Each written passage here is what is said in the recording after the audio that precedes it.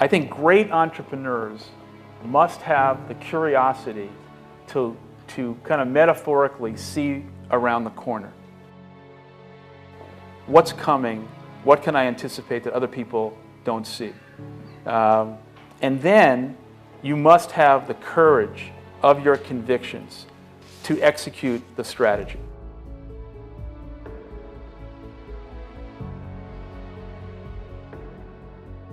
And so it's about this movement forward, not what you own, not your education or your pedigree, not a pile of resources you might have at hand, not your network, just going after this thing and knowing that as you do that, you'll find what you need, you'll make your way over, around, and through. And I think the best entrepreneurs that I've met are able to do that because they have this strong vision and they know that it's worth it to keep moving forward.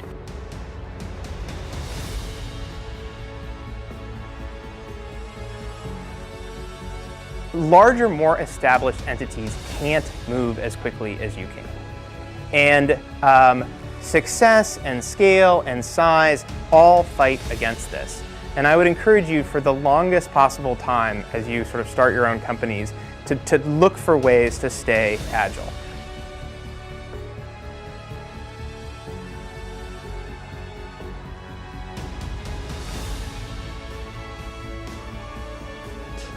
Don't necessarily think that you have to have the home run and the huge Apple computer on your first start. I spent a long time in my life with skills just building little devices for fun. For fun is one of the key things, because that drives you to think and think and think and make it better and better and better than you ever would if you're doing it for a company. Build things at first for yourself that you would want.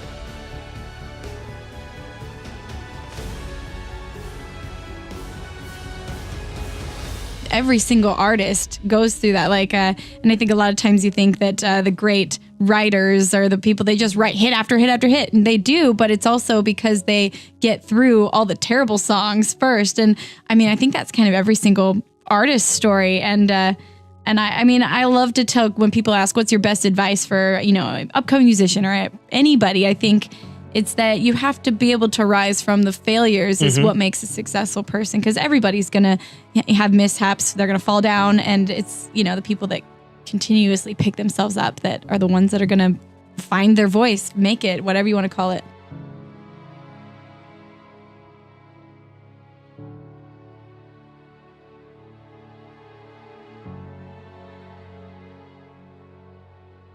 When it comes to changing the world, what I learned from Steve Jobs is, if you believe in a Macintosh, if you believe in iPhone, iPod, iPad, if you believe enough, then you will see it. Because other people will believe in it. Other people will create software. Other people will create products. So you need to foster the belief in what you are dreaming so that it becomes a reality, which is very different than saying, I don't expect anybody to believe it until I see it. You need people to believe it before they can see it. One of the things that I do is I question a lot of things.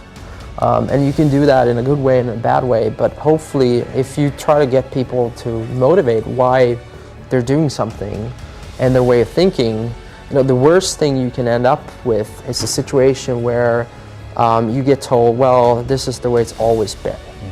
That's the worst ever. That's a non-answer. Instead, ask yourself, given everything we have today, is there a way we can make this better?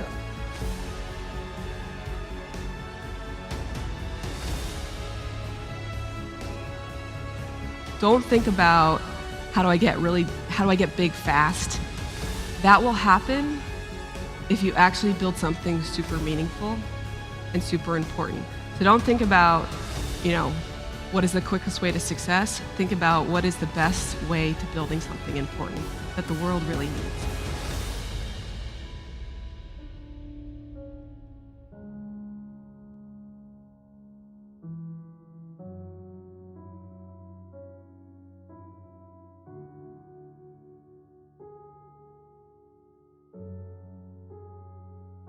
This little idea explains why some organizations and some leaders are able to inspire where others aren't. Let me define the terms really quickly. Every single person, every single organization on the planet knows what they do, 100%. Some know how they do it, whether you call it your differentiating value proposition or your proprietary process or your USP. But very, very few people or organizations know why they do what they do. And by why, I don't mean to make a profit. That's a result. It's always a result. By why, I mean what's your purpose? What's your cause? What's your belief? Why does your organization exist?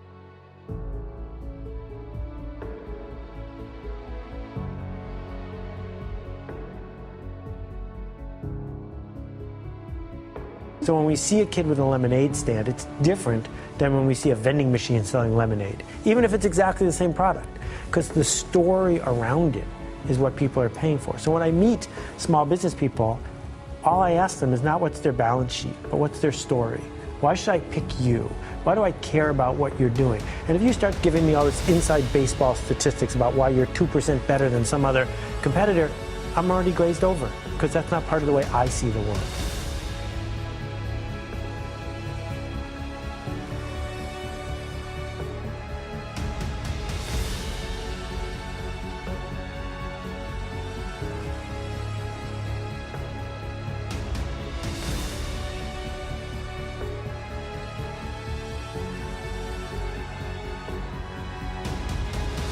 I have to want this to exist in the world. I have to not, so it's a similar rule, just say, if this was successful and I had nothing and I was not involved and I got no money off it or would I want it to do well?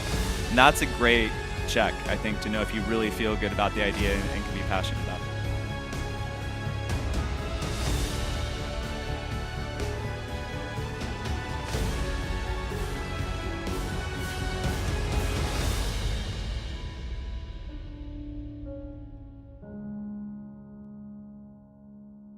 One of the things I advise entrepreneurs to do is when you have an idea, a classic entrepreneurial impulse is to hold the idea close to you and not go tell people because, oh, the idea is so special. Right. That's almost always a mistake. Your actual real competitive advantage is not that you have this idea that you have locked away in your closet, which may or may not be accurate and you have no idea which it is.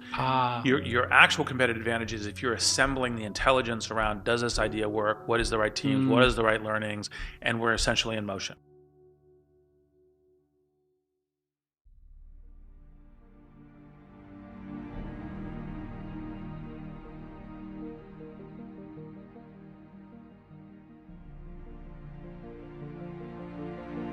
I feel so strongly that the reason I'm here is I dreamed big dreams. I dreamed the kind of dreams that other people said would not be possible. I'm also living proof. This isn't a Hollywood movie. I come literally from the other side of the tracks. If you saw where I grew up and we took a picture of it, the neighborhood, the setting, you'd say it's impossible that someone could come from there and get here. But it is possible. And not to sound too trite, it's possible because we still live in a country where the entrepreneurial spirit is so alive and so well. And anyone in this country, if you dream big and surround yourself with great people and leave your ego at the door and share success with others and have a little luck along the way, you can do anything. But there will be people along the way, and I remember this, who will say to you, you know, you're dreaming too big. It's not possible. Those things just can't happen. Don't allow anyone, friend, family, acquaintance, teachers, whoever it is, don't allow anyone to tell you that what you are dreaming for yourself and your family is not possible. It is possible. Don't be one of those people 20 years from now are going to be walking around in a 9-to-5 job, miserable and angry and bitter because you let your dreams get away from you because you did not believe strongly enough in yourself and what was possible. Don't allow that to happen. This is an unbelievable time. And I can't encourage you enough to continue to think that things are possible and that your dreams can come true.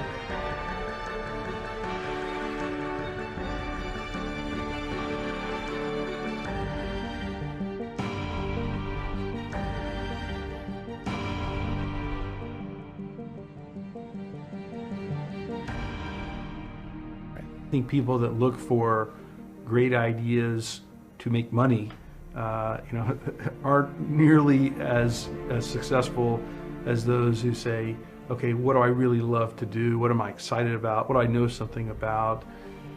What's kind of interesting and compelling?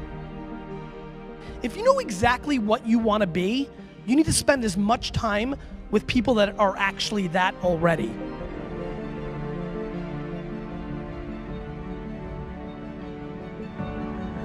People say you have to have a lot of passion for what you're doing, and it's totally true. And the reason is because it's so hard that if you don't, any rational person would give up.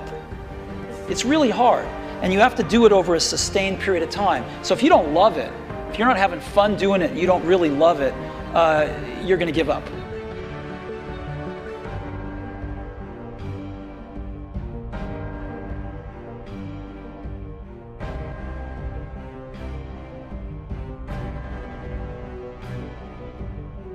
Is life about how much you've done with technology, how much you've achieved, how much money you made in your life? Or is life about how many times you laughed compared to smiled? I would rather have a happier life. And sure, if getting success in business is what makes me happy, that's fine. But I really believe that, some kind of enjoyment aspect should go through, especially all learning and all work. Now, I was an engineer. The work is hard, it's intense. You work late hours at night sometimes trying to solve a problem, and it's so hard to get there, and you finally crack through, and it's sort of a relief. But you know what? When you're working that hard all day long, you need those little jokes with your friends. You need the lunchtime where you sit down and chat. Is such a big part of your life.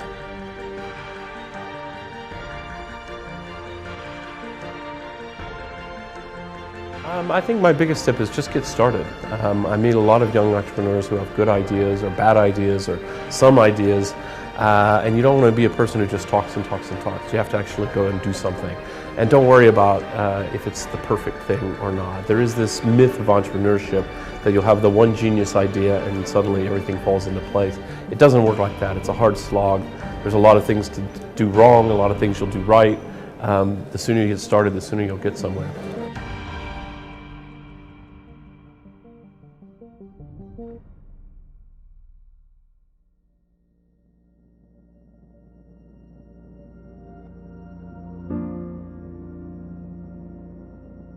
It's very rewarding when you work on something you think is going to make a big difference. And yeah, it's a little bit harder, but I think the passion that one might bring with it brings so much more energy to that you're more likely to succeed.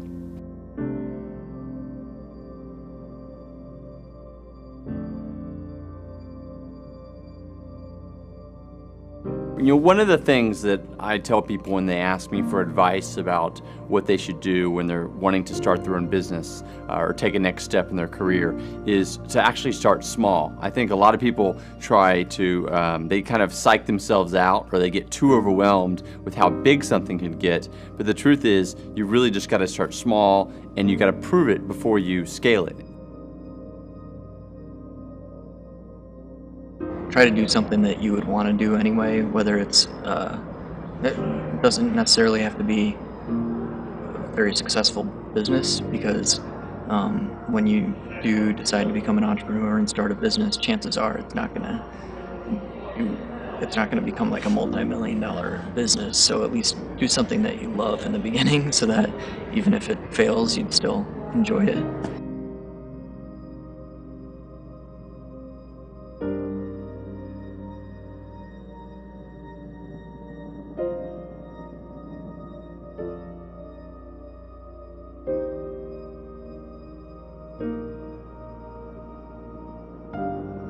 Well, let me tell you why they're frightened. Some people can see farther than others.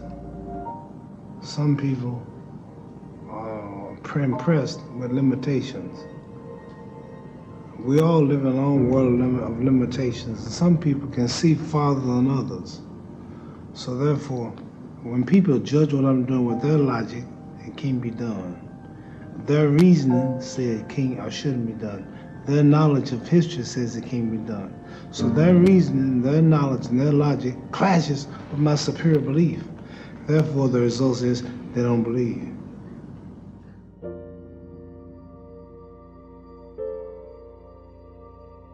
If you don't love it, you won't make it through the long period of pain that is inevitable.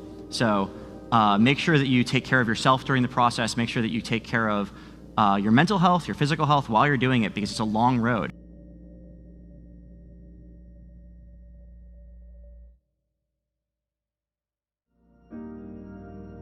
Even today, I look at the old films, look at myself. Sometimes really smile. I'm glad. Even I know I get hurt, I broke my ankle, I'm so happy I did it. You might get hurt, or you're learning a piano, you're learning a martial art. Learn whatever you can those years. Like me, I just do. 10 years later, now, forever, the things you learn or the success I have, forever. Don't regret one day, do it when you were young.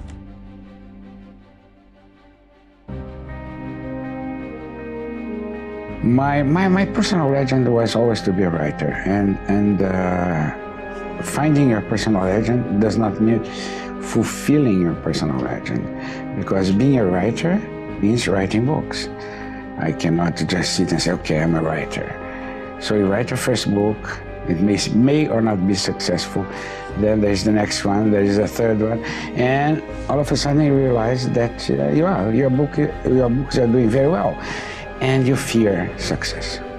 You have this moment that you think, oh my God, should I write the next book? Do I need to be judged again by the critics, etc.? And then you realize that your personal legend is about moving on. Go, if you had a dream of becoming a writer, write books. Don't be paralyzed by either success or failure. So I'm in the process, I'm on the journey of my personal legend, not to fulfill it, but to live it as full, as intensely as I can. I fought like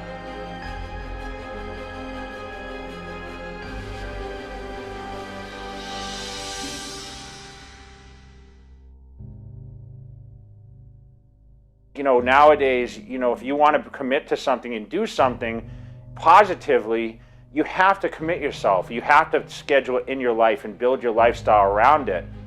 And looking back, that created a huge opportunity for me to be as great as I was and be able to be competitive at the highest level. And not only that, but build a brand, which anyone watching these YouTube videos, working on their own channels or now climbing that ladder of being socially aware of what's going on, it's crazy. I mean, I've built such a crazy platform, and you know what? The funny part is I was just being me. And that's the most important thing. You just be yourself. And I keep preaching that over and over is you can't copy this guy or that guy. You just have to find a direction that works for you. And I can't stress it enough, but you have to be dedicated and you have to stay committed to it.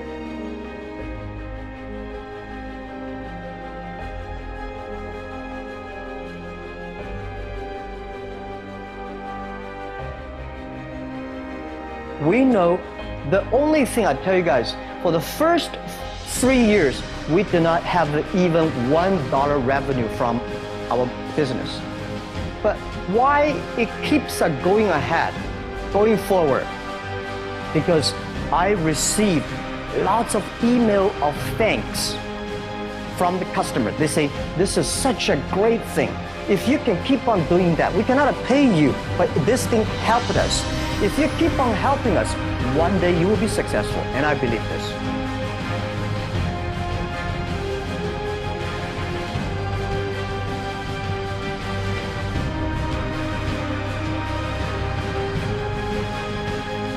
I can tell you from experience, the effect you have on others is the most valuable currency there is.